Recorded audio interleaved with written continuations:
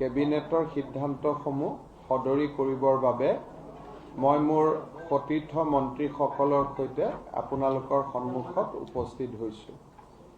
প্ৰথমতে মই আপোনালোকক জনাব বিচাৰিছোঁ যে আমাৰ চৰকাৰখনে এটা সিদ্ধান্ত লৈছে যে মাহৰ এখন কেবিনেট আমি দিছপুৰৰ বাহিৰত কৰিম। উদ্দেশ্যটো এইটো নহয় যে আমি এখন কেবিনেট দিছপুৰৰ বাহিৰত কৰিম। কেবিনেটখনলৈ অহাৰ পথত যিমানবোৰ জিলা থাকিব সেই প্ৰত্যেকখন জিলাতে আমাৰ মন্ত্ৰীসকলে 2 দিন সময় ব্যয় কৰিব। অৰ্থাৎ কেবিনেটখন এক প্ৰকাৰ ক'ব গ'লে 3 দিনীয়া। কাৰণ আজি যদি আমি ধেমাজিৰ পৰ্যালোচনা কৰোঁ তেতিয়াহ'লে আমি দেখা পাম যে যোৱা 29 তাৰিখে আমি ইয়ালৈ আহিছোঁ আৰু 29 তাৰিখে মই নিজে এখন জিলাত ভ্ৰমণ কৰিছোঁ। মোৰ সতীৰ্থ মন্ত্ৰীসকলেও এখন জিলাত ভ্ৰমণ কৰিছে।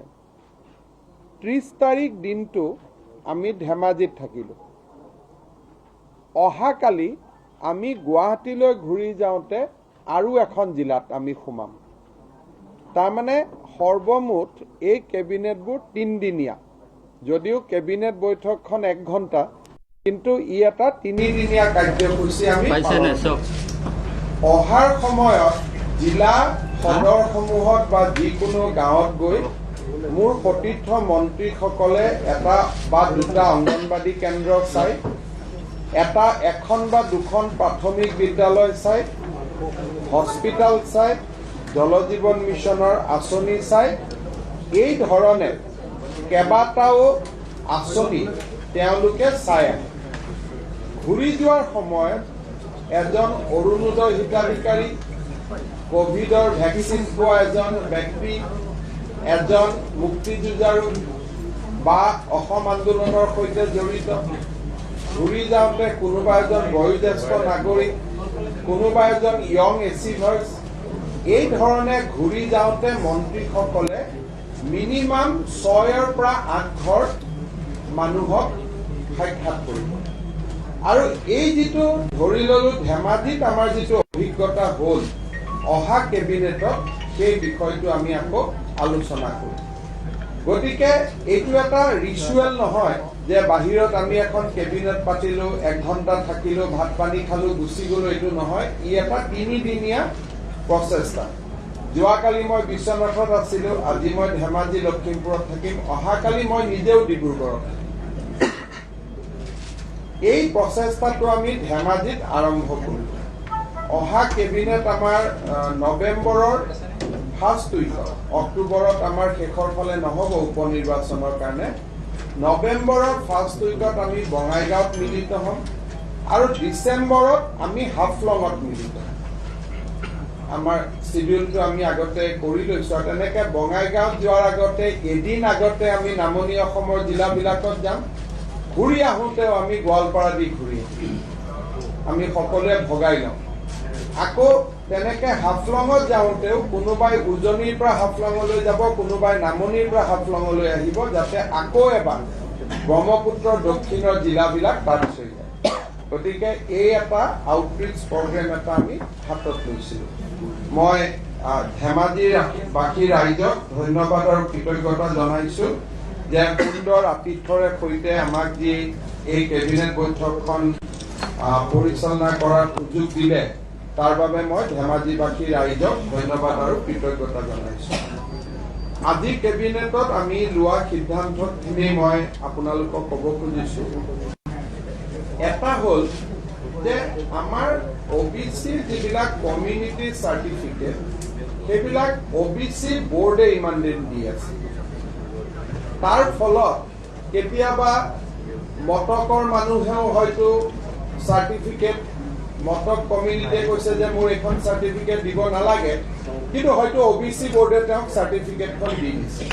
সেইকাৰণে লাহে লাহে আমি OBCৰ কমিউনিটিবিলাকৰ চাৰ্টিফিকেট যাতে OBC বোৰ্ডে নহয়, সেই জনগোষ্ঠীটোৰ বোৰ্ডে দিব পাৰে, তাৰ আমি ব্যৱস্থা হাতত লৈছোঁ। আজি আমি মটকৰ চাৰ্টিফিকেটৰ দায়িত্ব এতিয়াৰ প্ৰায় সদৌ অসম মটক সন্মিলনীৰ ওপৰত ন্যস্ত কৰিছো। মটক মানুহৰ চাৰ্টিফিকেট, মটক লোকৰ চাৰ্টিফিকেট মটক সন্মিলনীয়ে দিব আৰু ডিচিয়ে কাউণ্টাৰ চাইন কৰিব। তেওঁলোক আৰু OBC বোৰ্ডত যাব নালাগে। এইটো এটা আজি আমি সিদ্ধান্ত লৈছিলো। দ্বিতীয়তে আমি এটা অত্যন্ত গুৰুত্বপূৰ্ণ সিদ্ধান্ত লৈছো। আপোনালোকে জানে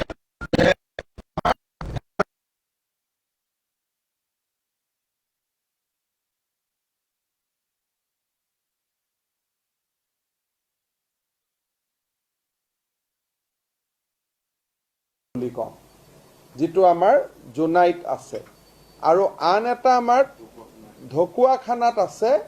এটা আমাৰ ট্ৰাইবেল বেল্ট এণ্ড ব্লক চাৰিকুণীয়া বুলি কয়, চাৰিকৰীয়া। সেইটো 2 কিলোমিটাৰৰ ট্ৰাইবেল বেল্ট এণ্ড ব্লক এটা, সৰু ট্ৰাইবেল বেল্ট এণ্ড ব্লক এটা আছে। এই মুকক চেলেং জোনাই ট্ৰাইবেল বেল্ট আৰু Charikuria tribal belt, Charikuria tribal belt under Dhakuakhana, এই দুইটা ট্ৰাইবেল বেল্টতে এতিয়াৰ পৰা টাই আহোম, চুতীয়া, কোচ ৰাজবংশী আৰু গোৰ্খাসকলে মাটি বাৰী কিনা বেচা কৰিব পাৰিব। চৰ্ত এটাই আছে যে তেওঁলোক 2011 চনৰ আগতে এই বেল্ট এণ্ড ব্লকত সেটেল কৰা ব্যক্তি হ'ব লাগিব। চবে নোৱাৰিব, only up to those who were there up to 2011। আৰু কোচ ৰাজবংশী বুলি কওঁতে আজিকালি কিছুমানে অকল কোচ বুলি লিখে, ইনক্লুডিং কোচো হ'ব।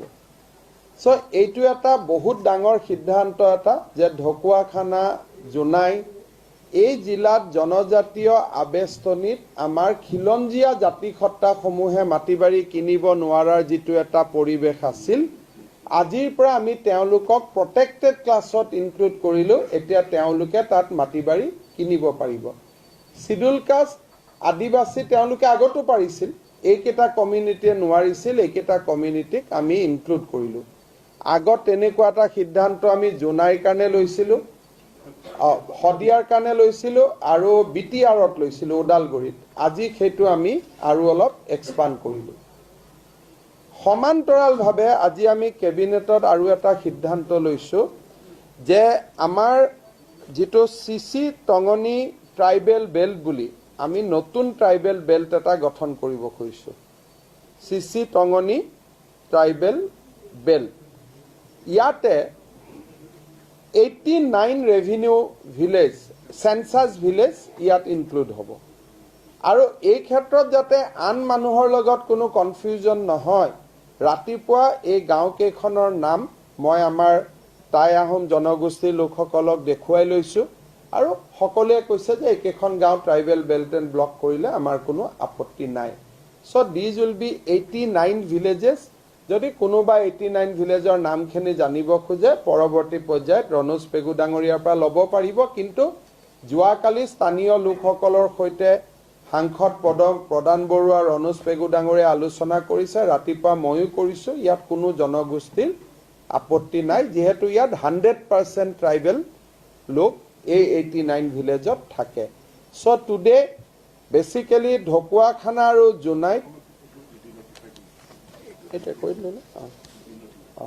চ' ঢকুৱাখানাৰ যিটো ট্ৰাইবেল বেল্ট এণ্ড ব্লক আছিল চাৰিকুণীয়া, ইট উইল বি ডিনটিফাইড। এইটো আৰু নাথাকিব ট্ৰাইবেল বেল্ট এণ্ড ব্লক হিচাপে, চাৰিকুণীয়া নাথাকে আৰু ইট উইল বি ডিনটিফাইড। কিন্তু জোনাইটো থাকিব, কিন্তু টাই আহোম, কোচ ৰাজবংশী, চুতীয়া আৰু গোৰ্খাই মাটি বাৰী কিনিব পাৰিব। আৰু বাকী কোনোবাই যিবিলাক আমাৰ শিডিউল কাষ্ট বুলি কোৱাৰ লগে লগে তাত অসমীয়া শিডিউল কাষ্টে হওক, হিন্দীভাষী শিডিউল কাষ্টে হওক, বঙালী শিডিউল কাষ্ট হওক, তেওঁলোকে পাৰে আৰু টি গাৰ্ডেনে পাৰে। সেইটো আগৰে প্ৰভিজন, সেইটো তেওঁলোক দে আৰ ফ্ৰম বিগিনিং, তেওঁলোকৰ কোনো অসুবিধা হোৱা নাছিল। কিন্তু চুতীয়া, টাই আহোম, কোচ আৰু গোৰ্খাৰ অসুবিধা হৈ আছিল। আজি আমি সেইখিনি দূৰ কৰিলোঁ। ঢকুৱাখানাটোত মাত্ৰ 2 kilometre tribal belt and block আছিল, সেইটো আজিৰ পৰা আমি ডিনটিফাই কৰিলোঁ। আৰু CC টঙনিত আমি এটা new tribal belt and block আমি ক্ৰিয়েট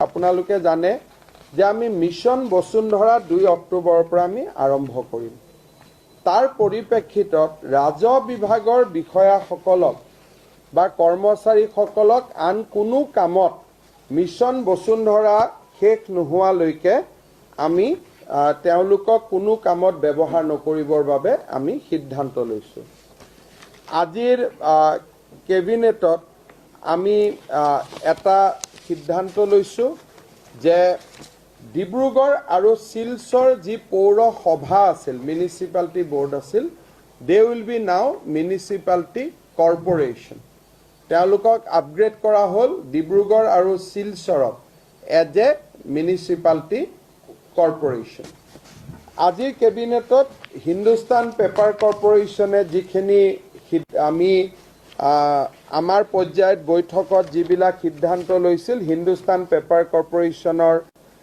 যিসকল ভুক্তভোগী কৰ্মী তেওঁলোকক যি 570 কোটি টকাৰ ৰিলিফ পেকেজ আৰু টোটেল যিটো আমাৰ লিকুইডিটৰক আমি দিব লাগিব সৰ্বমুঠ 700 কোটি টকাৰ যিটো পেকেজ সেইটো আজি আমি টকা অসম চৰকাৰে ব্যয় কৰাৰ পিছত দুইটা পেপাৰ মিলৰ 4700 একৰ মাটি বিঘা মাটি অসম চৰকাৰৰ হ'ব আৰু কৰ্মচাৰীসকলে 570 ক্ৰ'ৰ্ছ লাভ কৰিব আৰু ইলেক্ট্ৰিচিটি বোৰ্ড আদি যিবিলাক পেমেণ্ট ইমান দিন পেণ্ডিং হৈ আছিল ইলেক্ট্ৰিচিটি বোৰ্ডেও তাৰ ৰেভিনিউ লাভ কৰিব আজি কেবিনেটত আমি আৰু এটা ডাঙৰ সিদ্ধান্ত আছিল আমাৰ যিটো মাইক্ৰ ফাইনেন্স লোন ৰেহাই আছিল তাৰ 11 লাখ লোকক 25,000 টকা কৰি আমাৰ আপ টু 25,000 কোনোবাই 16,000 কোনোবাই 20,000 যিখিনিয়ে লোন ঘূৰাই দি আছিলে তেওঁলোকৰ কাৰণে আজি আমি 1800 কোটি টকাৰ অনুমোদন কৰিছোঁ তাৰমানে আমি ডিচেম্বৰৰ 1 তাৰিখৰ পৰা আমি চেকবিলাক দিয়া আৰম্ভ কৰিম যিখিনিয়ে নিয়মিতভাৱে ধন পৰিশোধ কৰি আছে বাকীসকলৰ এতিয়া আবেদনৰ পৰ্টেল খুলিব সেইটো আমি নেক্সট পৰ্যায়লৈকে আহি আছোঁ মই ধেমাজি সম্পৰ্কত কেইটামান আপোনালোকক ঘোষণা কৰিব খুজিছোঁ আজি আমাৰ কেবিনেটত ধেমাজিৰ জিলা উপায়ুক্তৰ কাৰ্যালয়টো এটা ইণ্টিগ্ৰেটেড ডেপুটি কমিশ্যনাৰ কাৰ্যালয় হিচাপে স্থাপন কৰিবলৈ সিদ্ধান্ত গ্ৰহণ কৰিছে আৰু ইয়াত কেবিনেটে 50 কোটি টকাৰ অনুমোদন দিছে অৰ্থাৎ যিটো ধেমাজিৰ ডিসি অফিস হ'ব সেইটো অকল ডিসি অফিসে নহয় যি বাকি ডিপাৰ্টমেণ্টৰ অফিস আছে টু দা এক্সটেণ্ট পসিবল একেটা অফিসতে গোটেই অফিসবিলাক উঠি আহিব জিলা পৰিষদ ডিআৰডিএ এইবিলাক একেলগে বহিব ডিসিৰ লগত সো এই ইন্টিগ্ৰেটেড জিলা উপায়ুক্তৰ কাৰ্যালয়টো নিৰ্মাণৰ বাবে আমি 50 কোটি টকা আজি কেবিনেটত অনুমোদন দিয়া হৈছে দ্বিতীয় এটা কেবিনেটত অনুমোদন দিয়া হৈছে ধেমাজিত এখন উন্নত মানৰ ষ্টেডিয়াম নিৰ্মাণৰ বাবে 50 কোটি টকাৰ অনুমোদন দিয়া হৈছে এটা ইন্টিগ্ৰেটেড স্পৰ্টছ কমপ্লেক্স হ'ব যিটোত ফ্লাড লাইট সব থাকিব ৰাতি খেলিব পৰা হ'ব সো তাতে আমি 50 কোটি টকাৰ অনুমোদন কৰিছোঁ দ্বিতীয়তে আমি এটা খুব ডাঙৰ সিদ্ধান্ত লৈছোঁ সেইটো হ'ল যে জোনাইৰ পৰা মাজুলীলৈ মথাউৰিৰ ওপৰেদি এটা আমি ৰাস্তা বনাব খুজিছোঁ ৰাস্তাটোৰ উইথ 5 মিটাৰ হ'ব তাতে আমি ধেমাজিত প্ৰায় টোটেল আমাৰ এই গোটেই প্ৰজেক্টটো জোনাইত পৰা আৰম্ভ হ'ব ধেমাজি মাজুলী আৰু ঢকুৱাখানা 4টা সমষ্টিক সামৰি ল'ব এই প্ৰজেক্টটোৰ বাবে আমি 108 crore 183 টোটেল আমি ৰোড কাম এম্বেকমেণ্টৰ কাৰণে 183 crores আমি অনুমোদন কৰিছোঁ। তাৰে ধেমাজিত ব্যয় হ'ব 15 কোটি, জোনাইত ব্যয় হ'ব 34 কোটি, মাজুলীত ব্যয় হ'ব 21 কোটি, ঢকুৱাখানাত ব্যয় হ'ব 108 কোটি, কাৰণ মাতমৰা আদিৰ মাজেদি যাব, গোটেই মেক্সিমাম কামটো মাতমৰাত হ'ব। চ' এই প্ৰজেক্টটোৰ কাৰণে আমি অনুমোদন জনাইছোঁ 183 crores।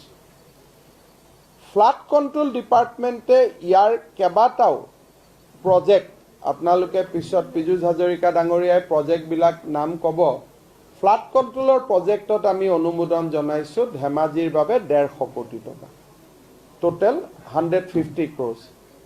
চ' সৰ্বমুঠ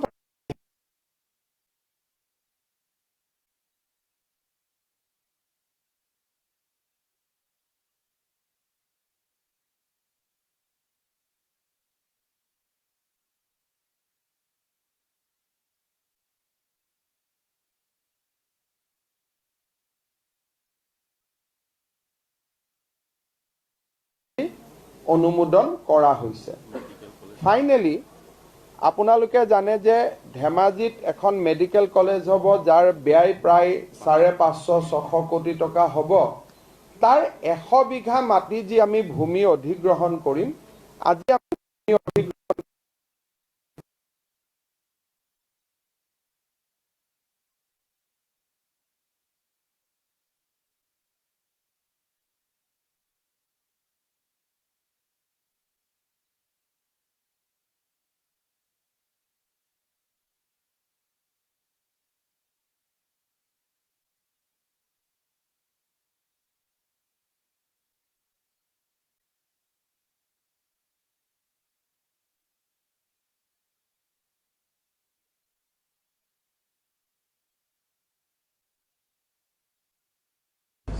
কোটিতকৈ বেছি হৈ যাব পাৰে।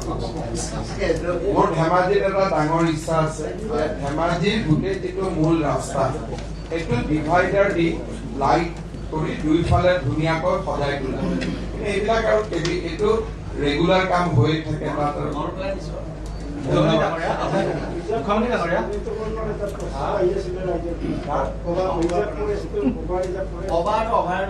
পভা ৰিজাৰ্ভ ফৰেষ্ট, পবা, বিহালী, এই ধৰণৰ কেইবাটাও, আজগৰি, গোৱালপাৰা কেইবাটাও নতুন ৱাইল্ড লাইফ ৰিজাৰ্ভ ফৰেষ্টৰ প্ৰপ'জেল চলি আছে। যেতিয়া হৈ যাব মই আপোনালোকক ক'ম।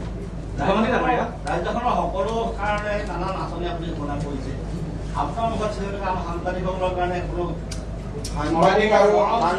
সাংবাদিক আৰু মন্ত্ৰীৰ কাৰণে আঁচনি নাই। আমি দুয়োটাই ৰাইজৰ চৰকাৰ। আমাৰ কাৰণে যেনেকে আঁচনি নাহে, আপোনালোকৰ কাৰণে নাহে। কোনো কেবিনেটতো মন্ত্ৰীৰ কাৰণে আঁচনি নাহে। গতিকে মন্ত্ৰী আৰু সাংবাদিক আমি গোটেইবিলাক একে পথৰে যাত্ৰী। ৰাখিব লাগিব, আমিও আপোনালোকক জীয়াই ৰাখিম, আপোনালোকে আমাক জীয়াই ৰাখিম। একদম সেইটো ব্যৱস্থা সদায় চলি থাকিব, যিমান দিনলৈকে সৃষ্টি থাকিব এইটো চলি থাকিব।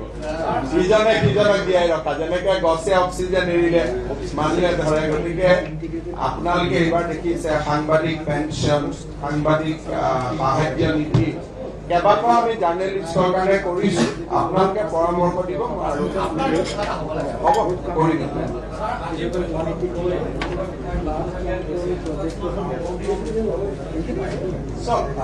কথাটো হ'ল যে মোৰ মতেদি অসমত যি হ'ব আৰম্ভ পূৰ্ণই হ'ব। আমি যে দৰিদ্ৰ ৰাজ্য নহয়, আমি যে নাও ইমাৰ্জিং নেশ্যন, ইমাৰ্জিং ষ্টেট। গতিকে অসমৰ মানুহে যি কৰে ঢোলে ডগৰে কৰে, এইটো আগৰ পৰাই অসমীয়া মানুহৰ নিয়ম আছে। গতিকে ইয়াত যেতিয়া আমি আহিছো, 7-17জন আহিছে, ইয়াত কি জাক জমক, মেক্সিমাম পাৰ্টিৰ মানুহ কেইজনমানে কেইখনমান বেনাৰ লগাইছে, এইটোৱে। গতিকে এইখিনি যদি আপুনি ঢোলে ডগৰে নকৰে, ধেমাজিৰ মানুহেতো গম পাব লাগিব আমি আহিছো বুলি। সেইকাৰণে এইবিলাক দৃষ্টিভংগীৰ লগত মোৰ চৰকাৰৰ দৃষ্টিভংগী নিমিলে। মোৰ চৰকাৰৰ দৃষ্টিভংগী হ'ল যে দৰিদ্ৰ প্ৰদেশ আমি নহয়, সেই ভিউটো আমি মানুহক দিব লাগিব। আৰু মানুহৰ লগত মানুহক দৰিদ্ৰতাৰ মানসিকতাৰ হেঁচাৰ পৰা ওলাই আনি আমি এখন এণ্টাৰপ্ৰিনিয়ৰশ্বিপ বেছ ষ্টেটলৈকে আমি যাব লাগিব। আজি যদি ধেমাজিত ইমানখিনি কাম হৈছে, আৰু মানুহে যদি গমেই নাপায় তেতিয়া মানুহে ভাবিব এওঁলোক আহিলে কি কৰি থৈ গ'ল। ধেমাজিবাসী আপোনালোকক সমস্যা জনাইছে, আপোনাৰ মন্ত্ৰী আপোনাৰ আৰু আমাক আগবঢ়াই দিবৰ কাৰণে আপোনালোকে আশীৰ্বাদ লাগিব আমি কামনা কৰিছোঁ। ঠিক আছে, আৰু ৰ'ব আপুনি ক'লে আৰু এইবাৰ এটা বাৰ্তা আহিছে ধেমাজিৰ পৰা যে 5 বছৰ পিছত সমস্যা জড়িত হৈ আছে যে আমি এটা কথা আশা কৰিব পাৰোঁ য'ত কেবিনেট তেনেকুৱা আশা কৰিব নালাগে, কিন্তু এটা কথা ঠিক যে য'ত কেবিনেট হ'ব যেতিয়া 15জন মন্ত্ৰী যাব জিলাখনতো কিবা নহয় কিবা প্ৰকাৰে উপকৃত হ'বই। কিন্তু ধৰক আমি যদি কওঁ য'ত যায় কিবা হ'ব সেই জিলাৰ স্কিমবিলাক আমি লুকাই ৰাখি থৈ দিম যে কেবিনেট হ'লেহে এনাউন্স কৰিম, তেতিয়া আকৌ আমাৰ ডিষ্ট্ৰিক্টখন পিছ পৰি যাব। কিন্তু ডেফিনেটলি আমি যেতিয়া চবত যাম কিবা নহয় কিবা এটাতো ভাল কথা কৈ আহিমেই।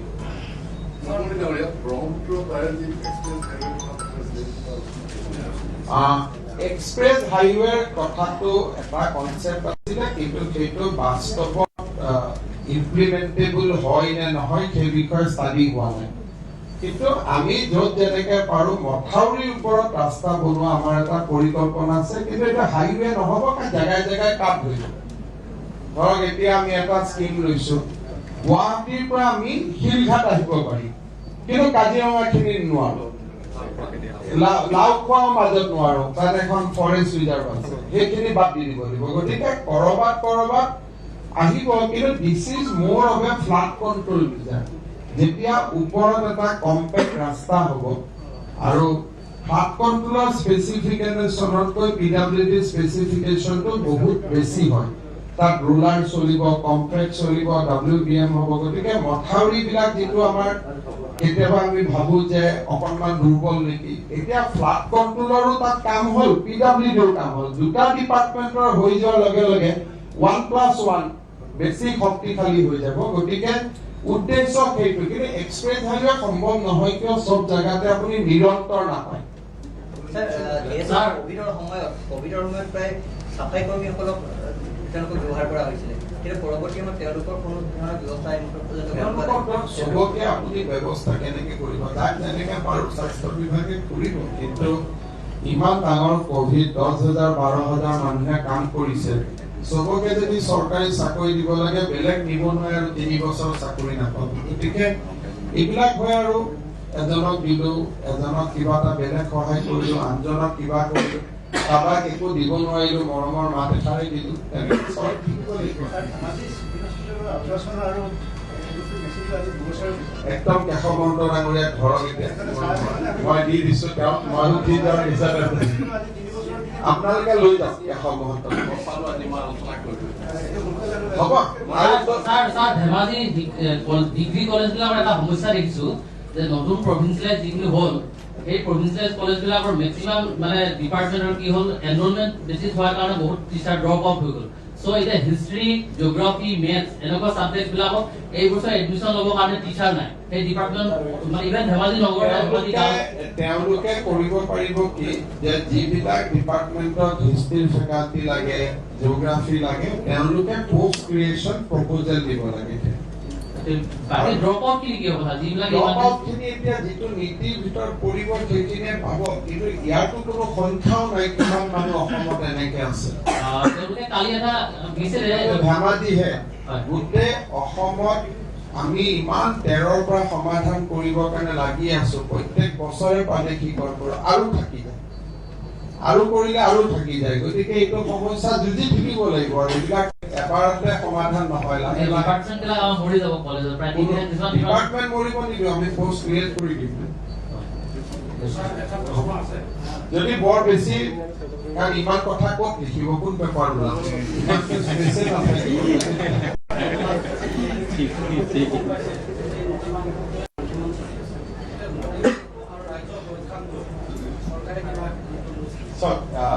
গ্ৰীণ ট্ৰিবিউনেলৰ জাজমেণ্টৰ ওপৰত কাম কাজ চলি আছে, আৰু মই নাভাবো যে ৰাইজৰ কাৰণে ক্ষয় ক্ষতি হ'ব পৰা কাম NHPCয়ে হওক, কেন্দ্ৰীয় চৰকাৰে হওক কৰিব। আৰু বিষয়টোৰ ওপৰত আপোনালোকে পৰৱৰ্তী পৰ্যায়ত আমাৰ ৱাটাৰ ৰিচোৰ্চ মিনিষ্টাৰৰ লগত কথা পাতিব। এতিয়াতো তেনেকুৱা বিশেষ সমস্যা আছে বুলি মোক কোনেও কোৱা নাই। হ'ব আপোনালোকৰ যিসকল গুৱাহাটীৰ পৰা আহিলে তেওঁলোকক ধন্যবাদ জনাইছো ধেমাজিৰ সাংবাদিক বন্ধুসকলে বহুত কাভাৰেজ কৰিলে আপোনালোককো কৃতজ্ঞতা জনাইছো আৰু আপোনালোকে আশীৰ্বাদ কৰিব যাতে অসমখন এই ধৰণে ভাল ৰাস্তাত আমি ৰৈ যাব পাৰোঁ বহুত বহুত ধন্যবাদ